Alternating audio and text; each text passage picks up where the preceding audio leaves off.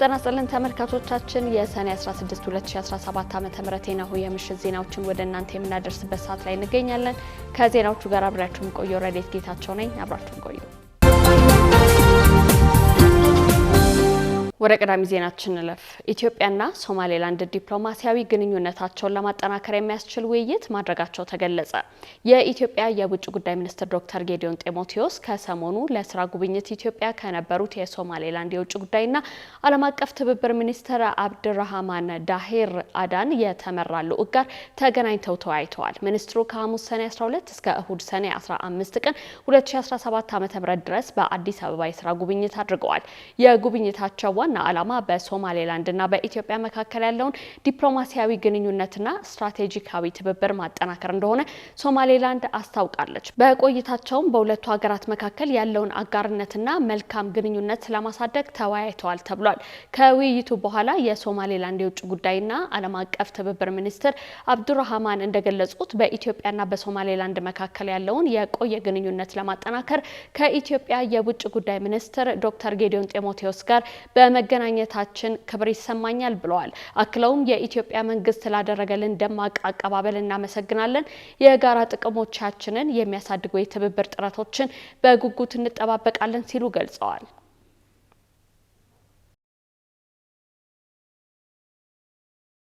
መንግስት የፍጆታ እቃዎችን ለህዝብ እያቀረበ ድጎማዎችን በታቀደላቸው ቀን እያነሳ እንደሆነ ቢገልጽም በምክር ቤቱ ጥያቄ ቀረበበት። መንግስት የፍጆታ እቃዎችን ለህዝብ በተገቢው እያቀረበ መሆኑን ቢናገርም ህዝቡ እየደረሰው አይደለም ሲሉ የፓርላማ አባላት ጥያቄ አቅርበዋል። የምክር ቤት አባላቱ ይህን ጥያቄ ያቀረቡት የንግድና ቀጠናዊ ትስስር ሚኒስቴር የ2017 በጀት ዓመት የ11 ወራት እቅድ አፈጻጸሙን ለምክር ቤቱ ሰኔ 12 ቀን 2017 ዓ.ም ባቀረቡበት ወቅት ነው። ኤልዳና ታደሰ ተጨማሪ ያላት መንግስት የፍጆታ እቃዎችን ለህዝብ እያቀረበ መሆኑን ቢናገርም ከቅርብ ጊዜ ወዲህ እየቀነሰ መምጣቱንና አልፎ አልፎ ህዝብ በ3 ወር አንዴ ብቻ እንደሚያገኝ የህዝብ ተወካዮች ምክር ቤት አባላት ጠይቀዋል። የምክር ቤት አባላቱ የተናገሩት የንግድና ቀጠናዊ ትስስር ሚኒስቴር የ2017 በጀት ዓመት የ11 ወር እቅድ አፈጻጸሙን ለምክር ቤቱ ሰኔ 12 ቀን 2017 ዓ.ም ባቀረበበት ወቅት ነው። የምግብ ዘይትና ስኳር ስርጭት ከተቋረጠ 2 ዓመታት መሆኑን አረጋግጫለሁ ያሉት የደቡብ ኦሞ ዞን ተወካይ አቶ አብዲ ድባ ናቸው። አቶ በጋ ሻው ተክለ የተባሉ አባል ከፍተኛ የተሽከርካሪ እንቅስቃሴ ባለባቸው ወረዳዎች አዳዲስ ማደያዎች እንዲገነቡ ከታዘዘ በኋላ ከነዳጅ አቅራቢ ድርጅቶች ጋር ውል ተዋውለው ሲያበቁ ነዳጅ እንዳይቀርብላቸው መታገዱንም ተናግረዋል። በሀገሪቱ ግልጸኝነት የጎደለው የገበያ ስርዓት አለ፣ ባለስልጣኖችም ጣልቃ ይገቡበታል ብለዋል። ለመሆኑ የግብይት ስርዓቱ በደላላና በአንዳንድ ባለስልጣናት ጣልቃ ገብነትና ቀጥታ ተሳታፊነት እየተካሄደና እየተዛባ ባለበት የሸቀጦችና የዕቃዎች ዋጋ በነጋዴው ፍላጎት የሚተመንና ዋጋቸውም ከዕለት ዕለት እየጨመረ ባለበት አንዳንድ ባለስልጣናት ከጅምላ አከፋፋይ ነጋዴዎች ጋር የሥራና የጥቅም ቁርኝት ፈጥረው የቁጥጥር አቅም ባጡበት የሸማቹ መብት በእጅጉ እየተጣሰ ይገኛል።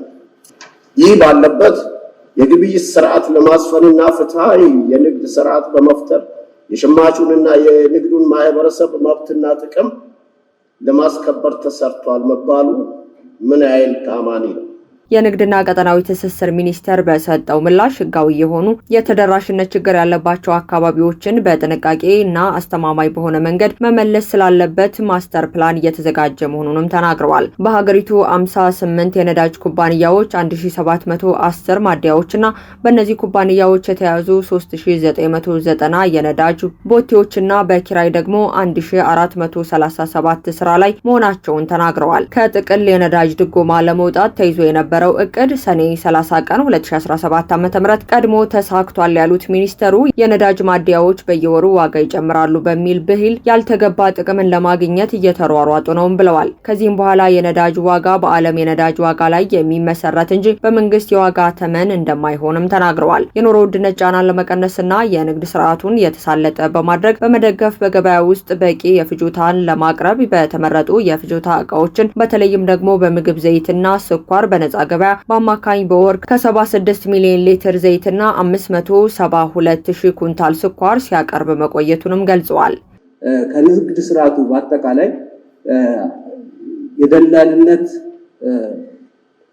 ንግድ ፍቃድ መደቡን በተለይ በእህል በአግሪካልቸራል ምርቶች ጋር ተያይዞ በእህል በአትክልትና ፍራፍሬ በቁም እንስሳት ሙሉ በሙሉ በመሰረዝና በማውጣት ከ3000 ደላሎችና ኮሚሽን ፈላጊዎች አገናኞች እርምጃ በመውሰድ ቁርጠኛ የሆነ መራር የሆነ እርምጃ ለመውሰድ ተሞክሯል።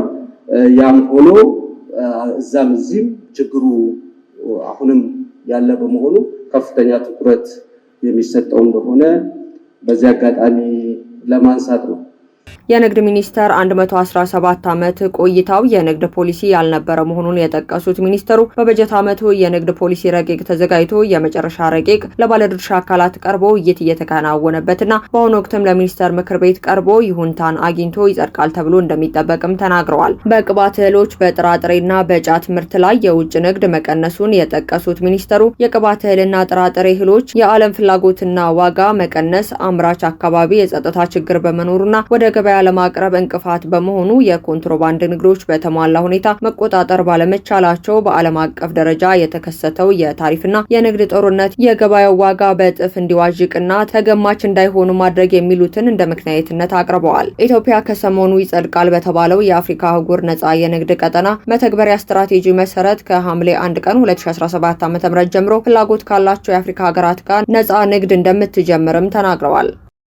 በ2017 9 ወራት ብቻ ከ5 ቢሊዮን ዶላር በላይ ከዳያስፖራ ወደ ኢትዮጵያ መላኩ ተገለጸ።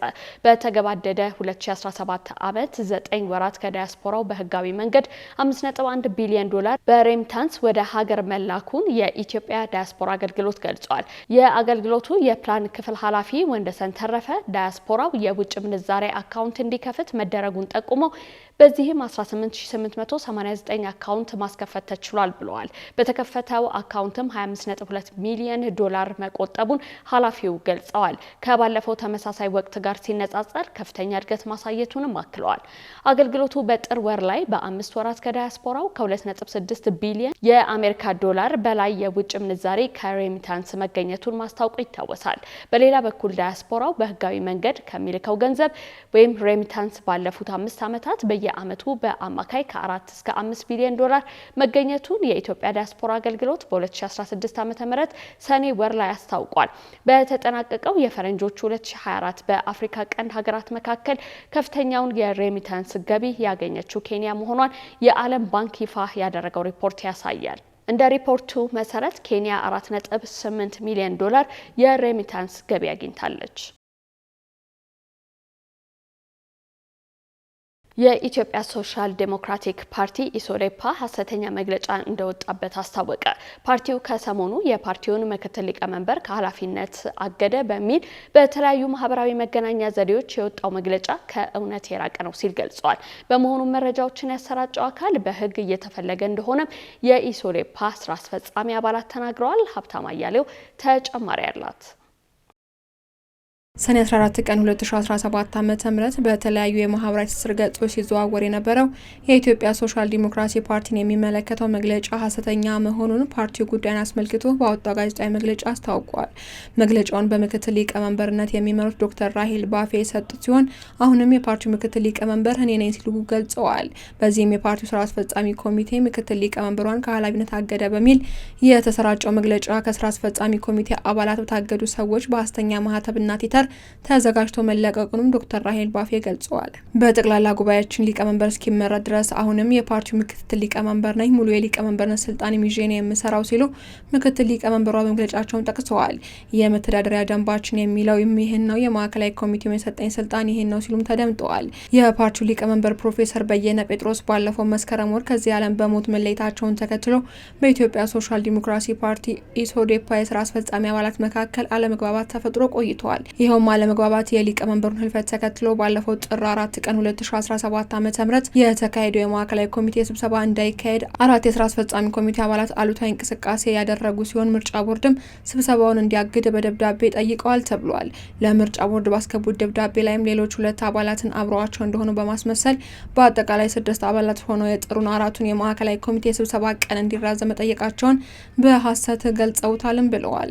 ሆኖም ምርጫ ቦርድ ጉዳዩን በማየትና ለእኛም በማሳወቅ 31 አባላት የሚሳተፉበትን የማዕከላዊ ኮሚቴን ስብሰባ መከልከል እንደማይቻል ገልጾላቸዋል ሲሉ ገልጸዋል።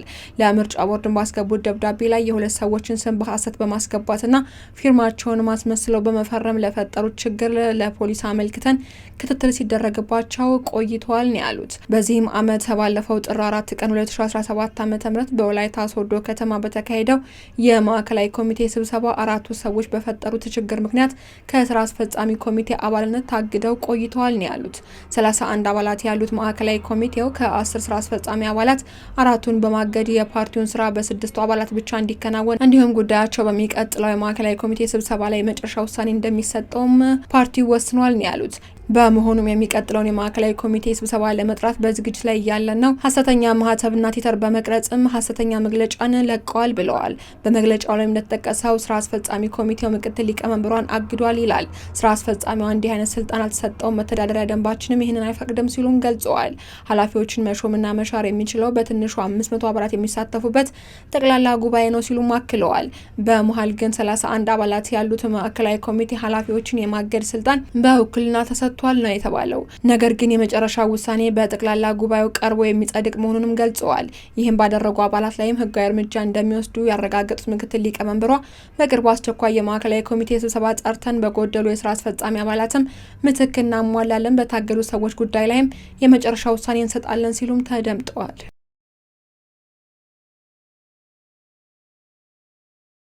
የፌዴራሉ መንግስት የፖለቲካዊ ሰውነቱ የተሰረዘውን የህወሓት ፖለቲካዊ እንቅስቃሴ አደብ እንዲያሲዝ ስምረት ፓርቲ ጥሪ ያቀረበ። በቀድሞው የህወሓት አባላት በቅርቡ የተመሰረተው ዴሞክራሲያዊ ስምረት ትግራይ ስምረት ፓርቲ በተፈናቃዮች ስም የፖለቲካ ትርፍ ለማግኘት የሚካሄደው እንቅስቃሴ ተቀባይነት የሌለው መሆኑን ገልጿል። ጠቅላይ ሚኒስትሩ የአፍሪካ ቀንድ ጉዳዮች አማካሪ ሚኒስትር አቶ ጌታቸው ረዳ የሚመራው ዴሞክራሲያዊ ስምረት ትግራይ ፓርቲ ይህንን ያለው በትግራይ ደረጃ ለ37ኛ ጊዜ የተከበረው የሰማዕታት ቀንን በማስመልከት ባወጣው ድርጅታዊ መግለጫ ነው። ፓርቲው አክሎም የፌዴራል መንግስት ከፖለቲካ ፓርቲዎች ምዝገባ የተሰረዘውን የህወሓት ቡድን የሚያካሂደው ፖለቲካዊ እንቅስቃሴ ህግና ስርዓት ማስያዝ ይገባዋል ሲል ጥሪ አቅርበዋል።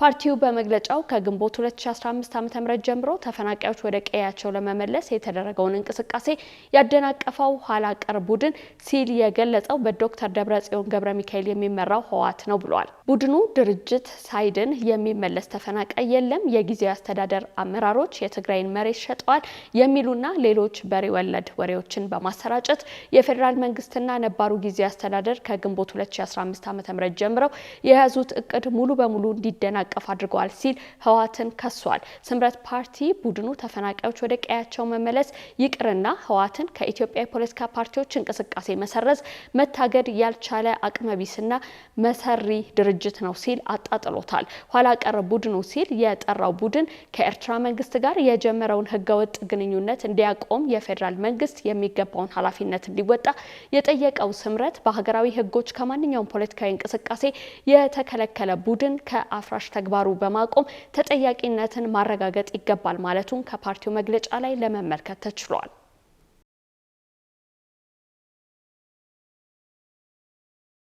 ወደ ዕለቱን በታሪክ ጥንክራችን ስናልፍ የኢፌዴሪ ጠቅላይ ሚኒስትር ዶክተር አብይ አህመድ በ3 ወራት የስልጣን ቆይታቸው ላሳዩት የለውጥ እንቅስቃሴ የድጋፍ ሰልፍ የተካሄደው የዛሬ 7 ዓመት ነበር። 2010 ዓ.ም ጠቅላይ ሚኒስትር አብይ ከሀገር አልፈው በዓለም አቀፍ ደረጃ መነጋገሪያ የሆኑበት ጊዜ ነበር። ይቅርታ፣ መደበር፣ ስንኖር ኢትዮጵያዊ ስንሞት ኢትዮጵያ ነን የሚሉና ሌሎች የወቅቱ የሀገሪቱን ሕዝብ ከጫፍ ጫፍ ያሰባሰቡ የጠቅላይ ሚኒስትሩ ንግግሮች ናቸው። በዕለተ ቅዳሜ ሰኔ 16 ቀን 2010 ዓ.ም ለጠቅላይ ሚኒስትር ዶክተር አብይ አህመድ የተደረገው ህዝባዊ የድጋፍ ሰልፍና ስለ አሳዛኙ የቦምብ ፍንዳታ ባልደረባችን ሰናይት ንጉሴ ተከታዩን ጥንክር አዘጋጅታለች።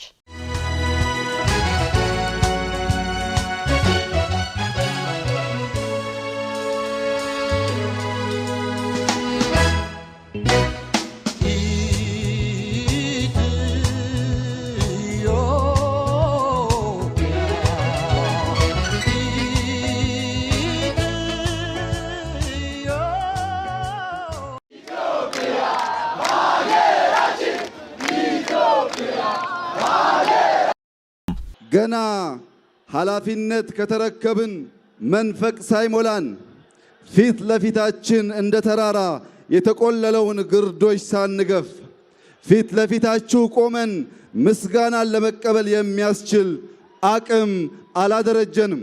ለ27 ዓመታት የሀገሪቱን ስልጣን በበላይነት ይዞ የነበረው ኢህአዴግ ውስጥ የለውጥ ኃይል ተፈጥሮ ፓርቲውን ወደ አዲስ ለውጥ ማምጣት የሚለው ሀሳብ ከመሰማቱ በፊት ቀደም ብሎ በተለያዩ የኢትዮጵያ ክልሎች የሚኖሩ ዜጎች ፖለቲካዊ፣ ማህበራዊና ኢኮኖሚያዊ ጥያቄዎችን አንግበው የተቃውሞ ድምጾችን ማሰማት ጀመሩ።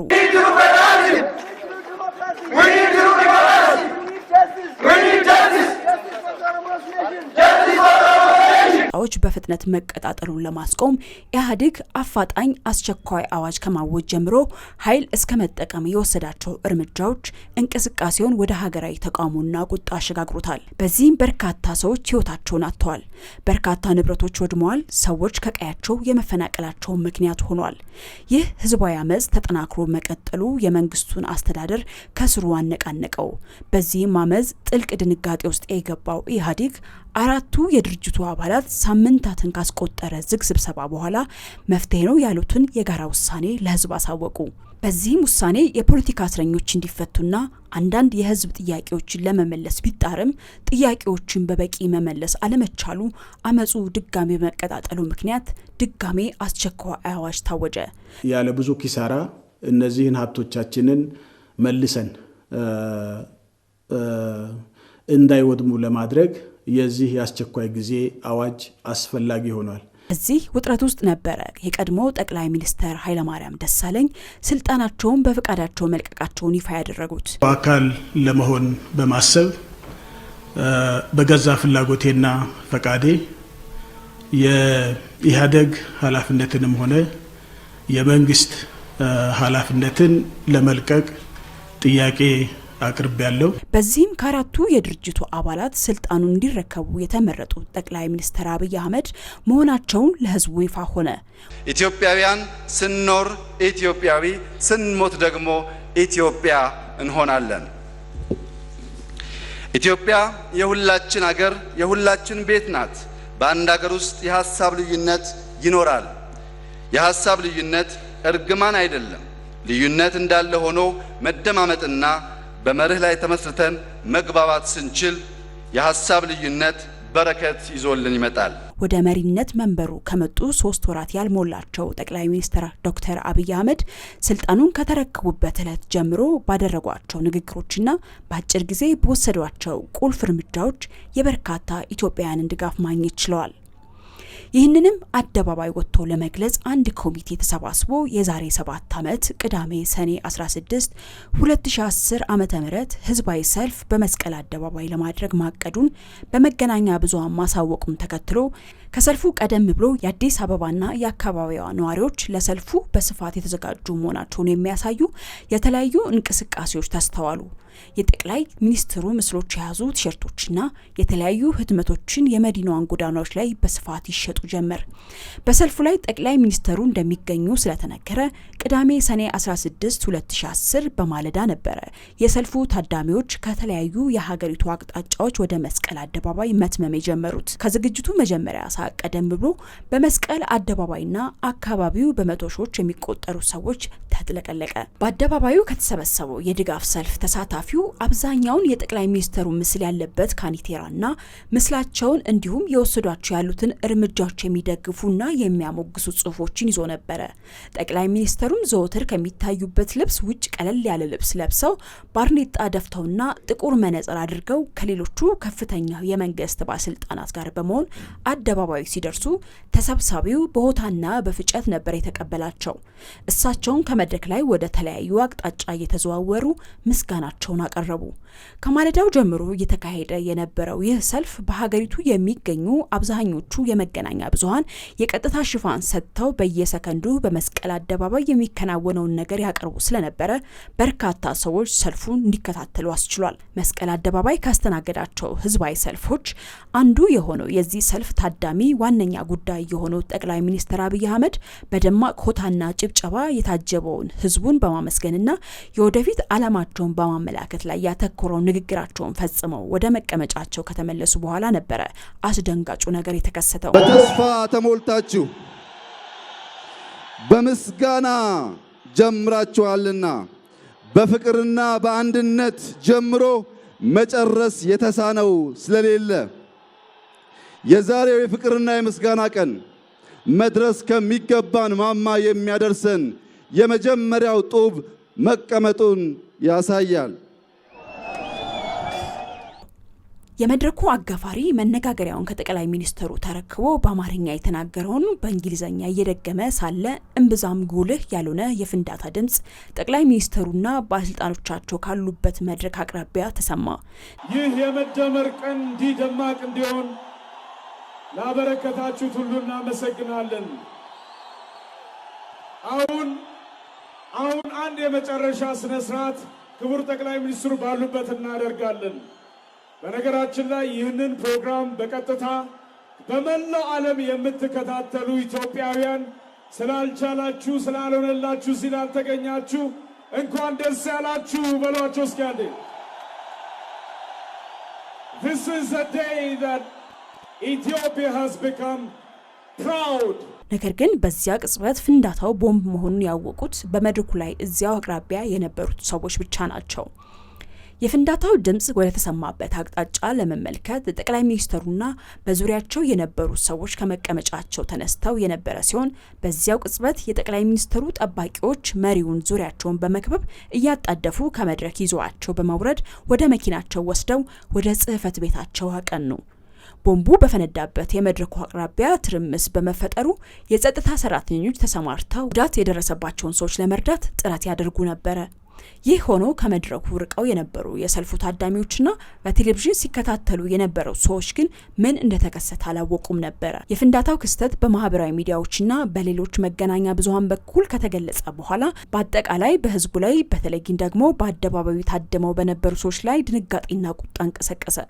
አንዳንዶቹም ጠቅላይ ሚኒስትሩ ላይ ጉዳት የደረሰ ስለመሰላቸው ስሜታዊ እስከመሆንም ደርሰው ነበር። ነገር ግን ጠቅላይ ሚኒስትሩ ወደ ጽሕፈት ቤታቸው በተመለሱ በደቂቃዎች ውስጥ በብሔራዊ ቴሌቪዥን ላይ ቀርበው ደህና መሆናቸውንና በቦምብ ጥቃቱ ሰዎች ላይ ጉዳት መድረሱን እንዲሁም የሰው ሕይወት መጥፋቱን በማሳወቃቸው በወቅቱ ወዳልታወቀ አቅጣጫ ሊያመራ የነበረውን ቁጣ ጋብ እንዲልም አድርጎታል።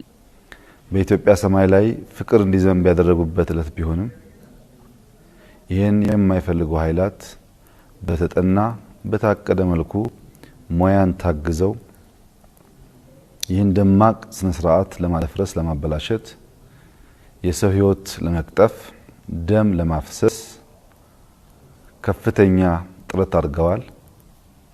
አጠቃላይ ዓላማቸው የጨነገፈ ያልተሳካ የከሰረ የወደቀ ቢሆንም ጥቂት ኢትዮጵያውያን እንዲጎዱ ሆኗል። ሕይወታቸው ያለፈ ጥቂት ሰዎችና የቆሰሉ ሰዎች አሉ። ታዲያ ይህ ታላቅ ህዝባዊ ድጋፍ ከተከናወነ ዛሬ 7 ዓመታትን ደፍኗል። ዕለቱን በታሪክ የዳሰስንበት ጥንቅራችንም በዚሁ አበቃ።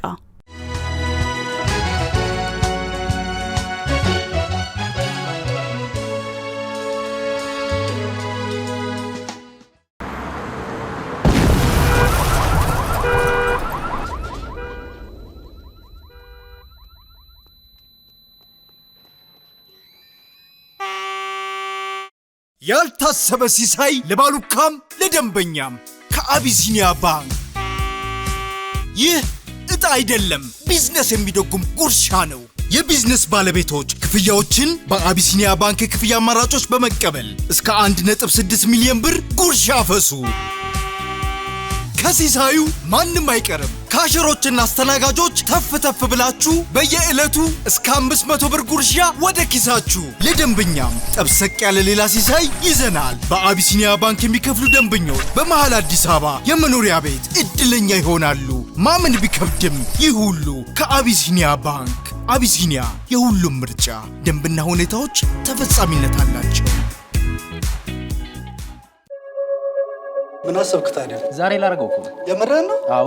ታዲያ እዚህ ምን ትሰራለህ? ሂዳ ታዲያ አንበሳ ታዲያ ይቅና። አመሰግናለሁ።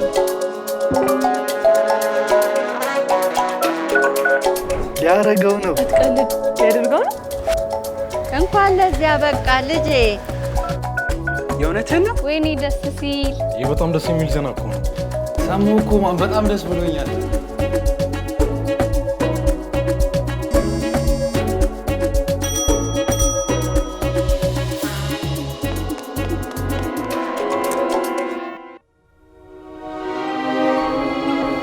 ትገቢኛለሽ እኔ ቆንጆ። የትኛውንም አይነት የሳፋሪኮም ጥቅል ገዝተው ወደ ቴሌ በመደወል ያለ ሐሳብ ያውሩ።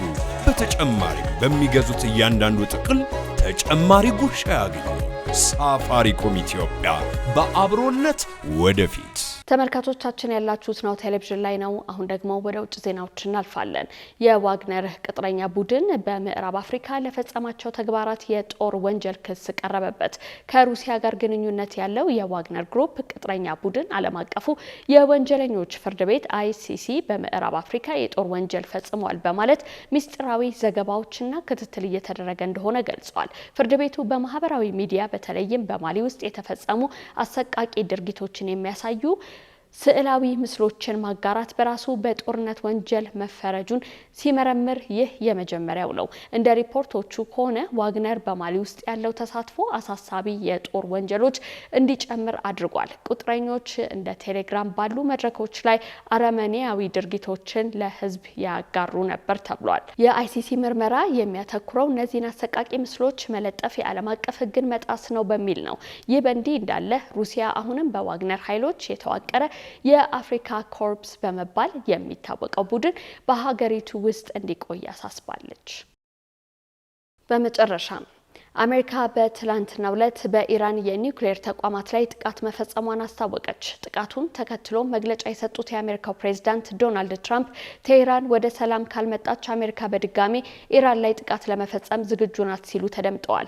ትራምፕ አክለውም ሰላም በፍጥነት ካልመጣ ሌሎች ተጨማሪ ኢላማዎችን በትክክል በፍጥነትና በብቃት እንመታለን ብለዋል። በዚህም አብዛኛዎቹ የቴህራን አካባቢዎች በደቂቃዎች ውስጥ ሊደመሰሱ ይችላሉ ሲሉ ትራምፕ አስጠንቅቀዋል። ፕሬዝዳንት ዶናልድ ትራምፕ አሜሪካ በኢራን የኒውክሌር ተቋማት ላይ የፈጸመችውን የምሽት ጥቃት ተከትሎ ለህዝቡ ንግግር አድርገዋል። ትራምፕ በሰጡት መግለጫ የኢራን ቁልፍ የኒውክሌር ማበልጸጊያ ተቋማት ሙሉ በሙሉ ተደምስሰዋል ብለዋል። ተልእኮ የኢራን የኒውክሌር ማበልጸጊያን አቅም ማጥፋትና የኒውክሌር ስጋትን ማስቆም ነበር ነው ሲሉ ትራምፕ ተናግረዋል። ትራምፕ አክለውም ዩናይትድ ስቴትስ በኢራን በጣም አስቸጋሪ የሆኑትን ኢላማዎች ብትመታም በርካታ ኢላማዎች ይቀራሉ ብለዋል። ትራምፕ ኢራን ሰላም አሊያም እስካሁን የባሰ ጥፋት ይጠብቃታል ካሉ በኋላ የወደፊት ጥቃቶች በጣም የከፉና በጣም ቀላል ሊሆኑ ይችላሉ ማለታቸውን ቢቢሲ ስፑትኒክን ጠቅሶ ዘግቧል። ኢራን በበኩሏ አሜሪካ ላደረሰችው ጥቃት የከፋና የማያባራ መዘዝ ይከተላል ስትል ዝታለች።